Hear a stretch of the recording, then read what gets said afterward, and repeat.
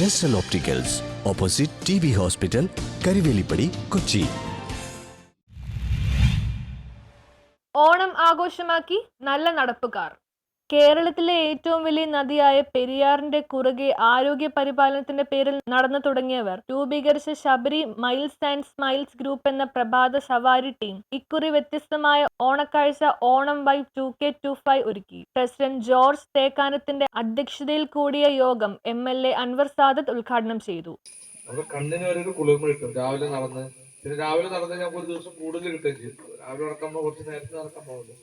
പക്ഷെ പലപ്പോഴും മടി ആണെന്നും അങ്ങനെ പറയാൻ വേണമെങ്കിൽ, അല്ലെങ്കിൽ എന്താ പറയുക, സമയത്തിന്റെ പ്രശ്നം. അപ്പൊ ചിലപ്പോൾ രാവിലെ വീട്ടിൽ ആരെങ്കിലും വരും. അപ്പൊ അങ്ങനെയൊക്കെ ഉള്ള പ്രശ്നമുണ്ടെന്നുണ്ട്. പക്ഷെ നടന്ന ഏറ്റവും ബെസ്റ്റ്. നിങ്ങളൊക്കെ ഒരു പരിധിവരെ പറഞ്ഞ വലിയ ഭാഗ്യം. രാവിലെ വൈകിട്ട് നടക്കാന്ന്. പക്ഷെ അത് മനോഹരമായി സർക്കാർ ഇങ്ങനൊരു പാതയും പറഞ്ഞിട്ടുണ്ടല്ലോ. ഇത് എന്നാവൂന്ന് കണ്ടറിയണം. അതിനുള്ള ശ്രമം നമ്മളൊക്കെ നടത്തുന്നുണ്ട്. ഇത് ഭരണകാല ഗവൺമെന്റ് ആയാലും എല്ലാവരും വേണ്ടല്ലേ. നിങ്ങളുടെ സ്വസ്ഥത പോകും. അതും അതല്ലേ.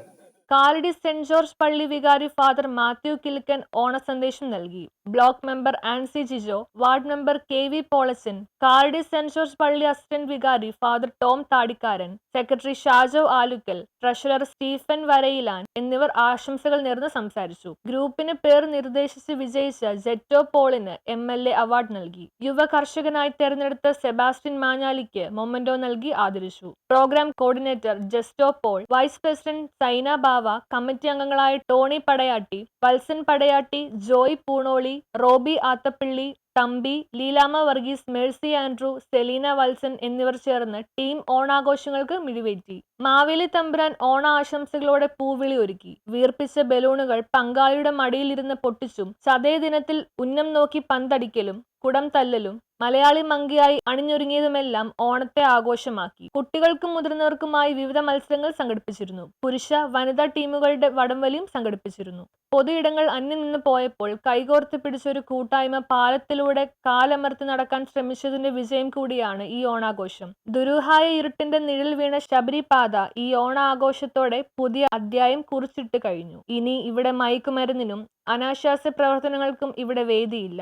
ഇത് കൂട്ടായ്മയുടെ കുടുംബാംഗങ്ങളുടെയും ആരോഗ്യ സംരക്ഷണത്തിന് പാതയായി മാറി. അന്നൊക്കെ ഇതിന്റെ ഭാഗമായിട്ട് എങ്ങനെ മാറി നിന്നു. എന്ന് വരും.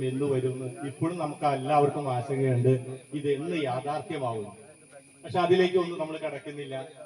അന്ന് ഈ പാലം പണിതതിനു ശേഷം അന്ന് മുതൽ ഇന്ന് വരെ തങ്ങളുടെ ആരോഗ്യം സംരക്ഷിക്കുന്നതിന്റെ ഭാഗമായിട്ടാണ് ഇപ്പോൾ ഈ പറയുന്ന രീതിയിൽ ഇത്തരം ഒരു പാലത്തിനുള്ള പ്രസക്തി ഇല്ല എന്ന് തോന്നുന്നു. കാരണം തദ്ദേശീയരായിട്ടുള്ള മനുഷ്യർ ഇവിടെ നിന്നും മാറ്റപ്പെടേണ്ട, നീക്കി നിർത്തപ്പെടേണ്ട ഒരു സാഹചര്യം ഇവിടെ ഉണ്ടായിരുന്നു. ഇന്ന് ആ സാഹചര്യം പൊളിച്ചെഴുതുന്ന ഒരു ദിവസം കൂടിയാണ്. ഇന്ന് നമ്മൾ തിരിച്ചു വന്നിരിക്കുകയാണ്. നമ്മൾ നമ്മുടെ ഇടം തിരിച്ചു പിടിച്ചിരിക്കുകയാണ്. നമ്മൾ ഇവിടെ ഒന്നിച്ച് ഓണം ആഘോഷിക്കുകയാണ്. News bureau, Kalady.